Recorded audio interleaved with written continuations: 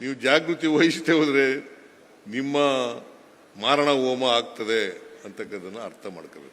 ಅದಕ್ಕೋಸ್ಕರ ಎಲ್ಲ ಶಾಸಕರು, ಸ್ವತಂತ್ರ ಅಭ್ಯರ್ಥಿಗಳು, ಲೋಕಸಭಾ ಸದಸ್ಯರು, ಸೋತ ಲೋಕಸಭಾ ಅಭ್ಯರ್ಥಿಗಳು ಇದನ್ನ ಅರ್ಥ ಮಾಡ್ಕೋಬೇಕು.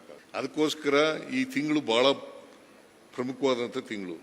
ಜೂನ್ 30ರಿಂದ ಜುಲೈ 29ನೇ ತಾರೀಕಿನವರೆಗೆ ನಿಮಗೆ ಪ್ರತಿಯೊಬ್ಬ BLOಗಳು ಪ್ರತಿ ಮತದಾರರ ಮನೆಗೂ ಹೋಗ್ತಾರೆ, ಪ್ರತಿ ಮನೆಗೂ ಹೋಗ್ತಾರೆ.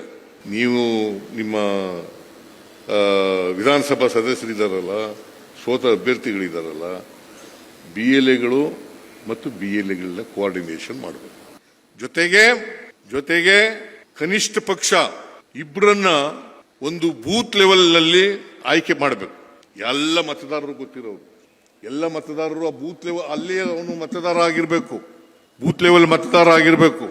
ಆ ಮತದಾರರು ಸ್ವಲ್ಪ ಖರ್ಚಾದ್ರೂ ಪರವಾಗಿಲ್ಲ, ಅದನ್ನು ಸಹಿಸ್ಕೊಳ್ತಕ್ಕಂಥ ಕೆಲಸವನ್ನು ಮಾಡಬೇಕು. ಯಾರಿಗೆ ಪ್ರಜಾಪ್ರಭುತ್ವದಲ್ಲಿ ನಂಬಿಕೆ ಇದೆ, ಯಾರು ಮತ್ತೊಮ್ಮೆ ಶಾಸಕರಾಗಬೇಕು ಅಂತ ಇದ್ದಾರೆ, ಮತ್ತೆ ಸೋತಿರತಕ್ಕಂಥ ಅಭ್ಯರ್ಥಿಗಳು ಶಾಸಕರಾಗಬೇಕು ಅಂತ ಇದ್ದಾರೆ, ಮತ್ತೆ ಪ್ರಜಾಪ್ರಭುತ್ವ ಉಳಿಸ್ಲಿಕ್ಕೋಸ್ಕರ, ದೇಶವನ್ನು ಉಳಿಸ್ಲಿಕ್ಕೋಸ್ಕರ, ಸಂವಿಧಾನವನ್ನು ಉಳಿಸ್ಲಿಕ್ಕೋಸ್ಕರ ಪ್ರಯತ್ನವನ್ನು ಮಾಡಲೇಬೇಕು.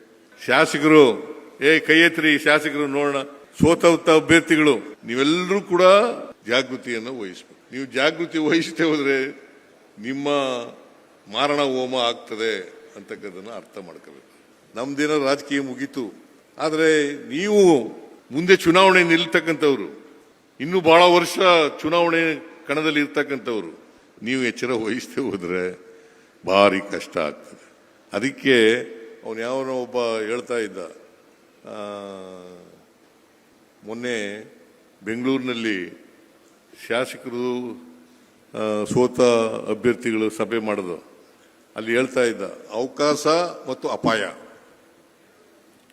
ಅವಕಾಶ ಇದೆ ನಿಮಗೆ, ಒಂದು ವೇಳೆ ಅವಕಾಶದಿಂದ ನೀವು ವಂಚಿತರಾದ್ರಿ, ತಪ್ಪಿಸ್ಕೊಂಡ್ರಿ, ನಿಮಗೆ ಅಪಾಯ ಕಾದೇ ಇದೆ.